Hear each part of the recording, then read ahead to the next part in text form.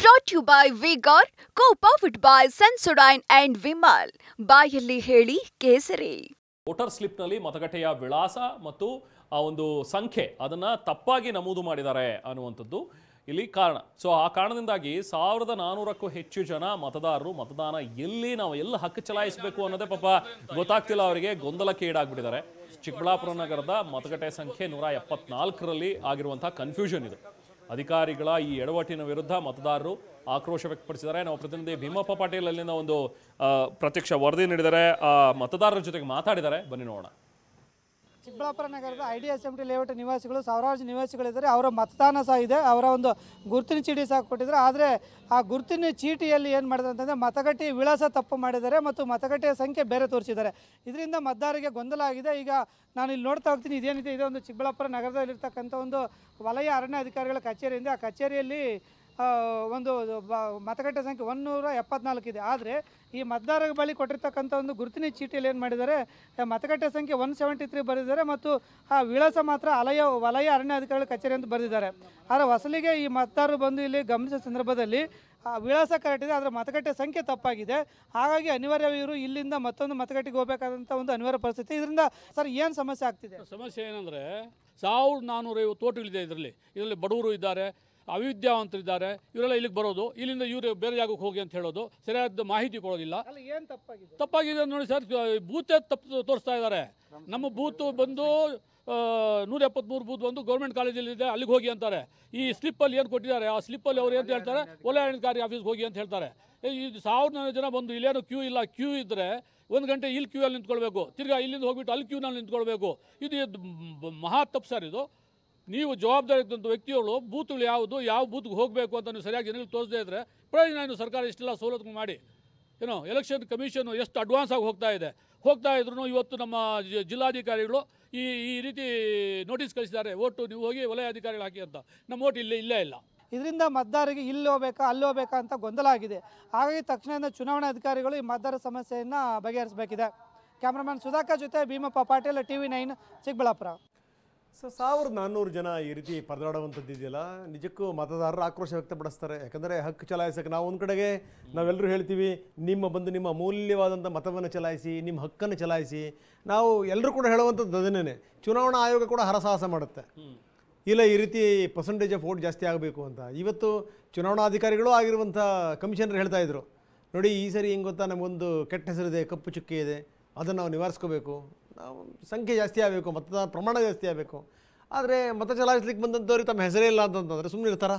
ಇದು ಸಂಗತಿ. ಅದು 1-2 ಆದರೂ ಓಕೆ. ಹಿಂಗೆ 150-140 ಜನ ನೋಡಿ, ಒಂದು 1400 ಜನ ಮತದಾರರು ಈ ಥರ ಹಕ್ಕು ಚಲಾಯಿಸೋಕ್ಕಾಗಲಿಲ್ಲ ಅಂದರೆ ಏನು ಅರ್ಥ? ಅದು ವಿಫಲತೆ. ಅದು ಒಂದೊಂದು ಕ್ಷೇತ್ರದಲ್ಲಿ ಡಿಸೈಡಿಂಗ್ ಮತದಾರರು 1400 ಅಂತ ಹೇಳಿದ್ರೆ. ಇನ್ನು ಕೆಲವೊಂದು ಕಡೆಗೆ ಏನು ಅಂದರೆ ಇದೇ ಒಂದು ಅಸ್ತ್ರ, ಮತದಾನವನ್ನು ನಾವು ಬಹಿಷ್ಕಾರ ಮಾಡ್ತೀವಿ ಅಂತ ನಾವು ಬೇರೆ ಬೇರೆ ಸಂಗತಿಗಳನ್ನು ಕೂಡ ನಾವು ನೋಡ್ತಾ ಇದ್ದೀವಿ. ನೀರು ಸಿಗ್ತಿಲ್ಲ ಅಂತ ನಿಜ, ಮಾಡಬೇಕು, ಇಂಥ ಸಂದರ್ಭದಲ್ಲಿ ಮಾಡಿದ್ರೆ ಅರಿವಾಗುತ್ತೆ. ಇಲ್ಲಿ ದೊಡ್ಡಬಳ್ಳಾಪುರದಲ್ಲಿ ಗೊಲ್ಲಹಳ್ಳಿ ತಾಂಡ ಅಂತ ಹೇಳಿ ನಿವಾಸಿಗಳು ದೇವನಹಳ್ಳಿಯ ದೊಡ್ಡಬಳ್ಳಾಪುರ ತಾಲೂಕಿನ ಗೊಲ್ಲಹಳ್ಳಿ ತಾಂಡದಲ್ಲಿ ಧರಣಿ ನಡೆಸ್ತಾ ಇದ್ದಾರೆ. ಚುನಾವಣೆ ಬಹಿಷ್ಕಾರದ ಬ್ಯಾನರ್ ಹಿಡಿದು ಗ್ರಾಮಸ್ಥರು ಪ್ರತಿಭಟನೆಯನ್ನ ಮಾಡ್ತಾ ಇರುವಂತಹ ದೃಶ್ಯಗಳು ನೋಡ್ತಾ ಇದ್ದೀವಿ. ಗ್ರಾಮಕ್ಕೆ ಮೂಲ ಸೌಕರ್ಯ ಕಲ್ಪಿಸಬೇಕು, ಸಾಗುವಳಿ, ಸ್ಮಶಾನ ಜಾಗ, ಸಮುದಾಯ ಭವನ, ಅರಣ್ಯ ಇಲಾಖೆಯ ಕಿರುಕುಳ, ಇವೆಲ್ಲ ವಿಚಾರಗಳನ್ನು ಇಟ್ಕೊಂಡು ಇವತ್ತು ಪ್ರತಿಭಟನೆಗೆ ಇಳಿದಿದ್ದಾರೆ. ಜನಪ್ರತಿನಿಧಿಗಳಿಗೆ ಹಲವು ಬಾರಿ ನಾವು ದೂರು ಕೊಟ್ಟರು ಕೂಡ ಏನೂ ಕ್ರಮ ಕೈಗೊಂಡಿಲ್ಲ, ನಮ್ಮ ಬೇಡಿಕೆಗಳನ್ನು ಈಡೇರಿಸ್ತಾ ಇಲ್ಲ. ಸೊ ಬೇಡಿಕೆ ಈಡೇರಿಕೆ ಆಗೋವರೆಗೂ ಕೂಡ ನಾವಿಲ್ಲಿ ಮತದಾನ ಮಾಡೋದಿಲ್ಲ ಅಂಥೇಳಿ ದೊಡ್ಡಬಳ್ಳಾಪುರ ಗ್ರಾಮಸ್ಥರು, ಇಲ್ಲಿ ಗೊಲ್ಲಹಳ್ಳಿ ತಾಂಡದ ಜನ ತಮ್ಮ ಆಕ್ರೋಶವನ್ನು ವ್ಯಕ್ತಪಡಿಸ್ತಾ ಇದ್ದಾರೆ. ಗ್ರಾಮಾಂತರ ಪೊಲೀಸರು ಭೇಟಿಯನ್ನು ಕೊಟ್ಟರು, ಧರಣಿ ನಿರತ ಗ್ರಾಮಸ್ಥರನ್ನ ಮನವೊಲಿಸೋದಕ್ಕೆ ಪ್ರಯತ್ನ ಪಡ್ತಾ ಇದ್ದಾರೆ ಪೊಲೀಸರು. ಆದರೂ ಕೂಡ ನಾವು ಚುನಾವಣೆಗೆ ಬರೋದಿಲ್ಲ, ಮತದಾನ ಮಾಡೋದಿಲ್ಲ ಅಂಥೇಳಿ ಬ್ಯಾನರ್ ಹಿಡಿದು ಪ್ರತಿಭಟನೆ ಮಾಡ್ತಾ ಇದ್ದಾರೆ. ಒಂದು ಕಡೆ ಇಲ್ಲಿ, ಹಾಗೆ ಚಿತ್ರದುರ್ಗದಲ್ಲೂ ಕೂಡ ನಾವು ಗಮನಿಸಿದ್ವಿ, ಇನ್ನು ಕೋಲಾರದಲ್ಲೂ ಕೂಡ ಈ ಥರದ ಬಹಿಷ್ಕಾರ ಆಗ್ತಾ ಇರುವಂಥದ್ದನ್ನು ನೋಡ್ತಾ ಇದ್ವಿ. ಯಾಕಂದರೆ ಈ ರೀತಿ ಆದಂಥ ಸಂದರ್ಭದಲ್ಲಿ ವ್ಯವಸ್ಥೆ ಎಚ್ಚೆತ್ತುಕೊಳ್ಳುತ್ತೆ. ನೋಡಿ, ಎಣ್ಣೆ ಅಂಗಡಿ ಬೇಡ ಅಂತಿದ್ದೀವಿ, ನಾವು ಎಣ್ಣೆ ಅಂಗಡಿನ ಓಪನ್ ಮಾಡಿದ್ರಿ. ನಾವು ಹೆಂಗೆ ಓಡಾಡ್ಬೇಕು? ಹೆಣ್ಮಕ್ಳುಗಳು ಮಕ್ಕಳು ಮರಿನ ಸ್ಕೂಲಿಗೆ ಕಳಿಸ್ತಿರ್ತೀವಿ, ಬರ್ತಿರ್ತೀವಿ. ಹಿಂಗೆ ನೀವು ಎಣ್ಣೆ ಮಾರಾಟ ಮಾಡಿಬಿಟ್ರೆ MSILನವರು ನೀವು ಈ ರೀತಿ ನೀವು ಶಾಪ್ಗಳನ್ನು ಓಪನ್ ಮಾಡೋಕ್ಕೆ ಅವಕಾಶ ಮಾಡಿಬಿಟ್ರೆ ಪ್ರತಿಭಟನೆ. ಬನ್ನಿ, ನಮ್ಮ ಪ್ರತಿನಿಧಿ ಅಲ್ಲಿಂದ ಪ್ರತ್ಯಕ್ಷ ವರದಿ ಕೊಟ್ಟಿದ್ದಾರೆ, ನೋಡೋಣ.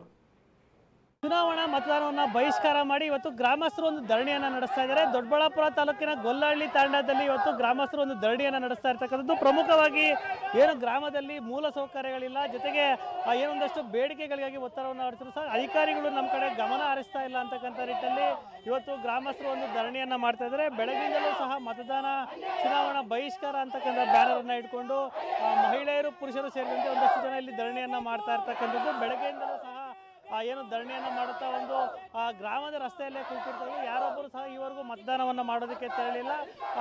200ಕ್ಕೂ ಅಧಿಕ ಜನ ಮತದಾರರು ಈ ಗ್ರಾಮದಲ್ಲಿದ್ದು ಒಂದಷ್ಟು ಏನು ಗ್ರಾಮಗಳಲ್ಲಿ ಒಂದಷ್ಟು ಮೂಲಸೌಕರ್ಯಗಳ ಕೊರತೆ, ಸ್ಮಶಾನದ ಜಾಗ, ಅರಣ್ಯ ಭೂಮಿ ಒತ್ತುವರಿಯಿಂದ ಕಿರುಕುಳ ಸೇರಿದಂತೆ ಹಲವು ಸಮಸ್ಯೆಗಳ ಬಗ್ಗೆ ಏನು ಗ್ರಾಮಸ್ಥರು ಅಧಿಕಾರಿಗಳ ದೂರನ್ನು ಕೊಟ್ಟಿದ್ದು ಜನಪ್ರತಿನಿಧಿಗಳ ಕಾರ್ಯತಂತ್ರ ಯಾರೊಬ್ಬರು ಇವರಿಗೆ ಗಮನ ಹರಿಸಿಲ್ಲ. ಜೊತೆಗೆ ನಮಗೆ ಯಾವುದೇ ಒಂದು ಪರಿಹಾರ ಸಿಗ್ತಾ ಇಲ್ಲ ಅಂತ ಇವತ್ತು ಪ್ರತಿಭಟನೆಯನ್ನು ಮಾಡ್ತಾ ಇದ್ದಾರೆ. ಜೊತೆಗೆ ಮತದಾನದ ಬಹಿಷ್ಕಾರವನ್ನು ಸಹ ಮಾಡಿರ್ತಾರೆ. ಬೆಳಗಿನಿಂದಲೂ ಮತದಾನ ಬಹಿಷ್ಕಾರವನ್ನು ಮಾಡಿ ಧರಣಿಯನ್ನು ಕೂತಿದ್ದಾರೆ. ಇನ್ನು ಈ ಬಗ್ಗೆ ಮಾತನಾಡೋದಕ್ಕೆ ಗ್ರಾಮಸ್ಥರು ಸಹ ಇದ್ದಾರೆ, ಅವ್ರನ್ನೂ ಸಹ ಮಾತನಾಡಿಸ್ತಾ ಹೋಗೋಣ. ಸರ್ ಹೇಳಿ, ಈಗ ಬೆಳಗ್ಗಿನಿಂದ ಮತದಾನ ಬಹಿಷ್ಕಾರ ಮಾಡಿ ಧರಣಿ ಮಾಡ್ತಾ ಇದ್ದೀರಾ, ಏನು ವಿಚಾರಕ್ಕೆ, ಏನೆಲ್ಲ ಬೇಡಿಕೆಗಳು ಇಟ್ಟಿದ್ದೀರಾ? ಸ್ವಾಮಿ, ನಮ್ಮ ಬೇಡಿಕೆ 50 ವರ್ಷದಿಂದ ಇದೆ. 100 ಜನ ಅಧಿಕಾರಿಗಳು ಬಂದವ್ರೆ, ಒಂದು ಬೇಡಿಕೆ ಬೇಡಿಸ್ತಾರೆ ಇಲ್ಲಲ್ಲ. ಹೇಳಿ ಗಂಟ್ಲು ನೋವು ಬರ್ತಾ ಇದೆ ಅಷ್ಟೇ ನಮಗೆ. ಏನೆಲ್ಲ ಪ್ರಮುಖ ಬೇಡಿಕೆ ಏನೆಲ್ಲ ಇಟ್ಟಿದ್ರಿ, ಏನು ಸಮಸ್ಯೆ ಆಗ್ತಾ ಇದೆ? ಸ್ವಾಮಿ, ನಾವು ಸರ್ವೆ ನಂಬರ್ 33ರಲ್ಲಿ ನಾವು ಗೋಮಾಳದಲ್ಲಿ ಅನುಭವದಲ್ಲಿದ್ದೀರಿ. ಆ ಕಡೆ ಫಾರೆಸ್ಟ್ 80 ವರ್ಷದಿಂದ ಅನುಭವದಲ್ಲಿದ್ದರು. ಫಾರೆಸ್ಟ್ ಅವ್ರು ಬಂದು ತೊಂದರೆ ಕೊಡ್ತಾರೆ. ಈಗ ನೋಡ್ರೆ ಮಿಲ್ಟ್ರಿ 31ರಲ್ಲೂ ಅನುಭವದಲ್ಲಿ ನಾವಿದ್ದೀರಿ. 1954ರಲ್ಲೇ ನಮಗೆ ಮಂಜೂರಿ ಆಗಿದೆ 46 ಎಕರೆ. ಅದಕ್ಕೂ ಫಾರೆಸ್ಟ್ ಅವ್ರು ಬಂದು ತೊಂದರೆ ಕೊಡ್ತಾರೆ. ನಿವೃತ್ತ ಮಿಲ್ಟ್ರಿ ಅವ್ರಿಗೆ ಏನೋ ಮಂಜೂರಾಗಿದೆ ಅಂತ ಅವ್ರು ಬಂದು ಹೈಕೋರ್ಟು ಆ ಕೋರ್ಟು ಇಂತ ಸಾಯಿಸ್ತಾರೆ. ಇವ್ರು ಫಾರೆಸ್ಟ್ ಅವರು ನೋಟಿಸ್ಗಳು ಕೊಡ್ತಾ ಇರ್ತಾರೆ, ಅನಗತ್ಯವಾಗಿ ನಮ್ಮನ್ನು ಕರ್ಕೊಂಡು ಹೋಗ್ತಾ ಇರ್ತಾರೆ, ಕೋರ್ಟು ಕಚೇರಿಗಳು ಸುತ್ತಿಸ್ತಾ ಇರ್ತಾರೆ. Brought to you by Vigor, co-powered by Sensodyne and Vimal. ಬಾಯಲ್ಲಿ ಹೇಳಿ ಕೇಸರಿ.